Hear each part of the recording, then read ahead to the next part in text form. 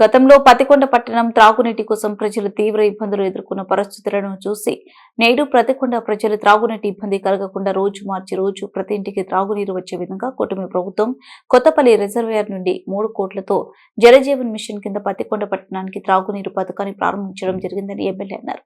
పతికొండ మండలం కొత్తపల్లి రిజర్వాయర్ దగ్గర నుండి సప్లై పైప్ లైన్ల ద్వారా పతికొండ పట్టణానికి త్రాగునీటి నివారణ కోసం 3 కోట్ల రూపాయలతో త్రాగునీటి పథకాన్ని పట్టణంకి ప్రారంభించారు. ఈ సందర్భంగా ఎమ్మెల్యే కెఈ శ్యామ్ కుమార్ మాట్లాడుతూ పతికొండ పట్టణ ప్రజలు ఇబ్బందులు పడకుండా త్రాగునీటి సౌకర్యం కల్పించింది కూటమి ప్రభుత్వం అని తెలియజేశారు. గతంలో 2014లో అప్పటి తెలుగుదేశం ప్రభుత్వం కొత్తపల్లి దగ్గర ఫిల్టర్ బెడ్లు ఏర్పాటు చేసింది. కానీ వాటిని గత ప్రభుత్వం మార్చకుండా కనీసం ప్రజల ఆరోగ్యాలను దృష్టిలో పెట్టుకుని సర్వీస్ కూడా చేయించకుండా అలాగే నీటిని కుళాయిలకు వదిలారు. దాని వలన ప్రజలు అనారోగ్యాలకు గురి కావడం జరిగిందన్నారు.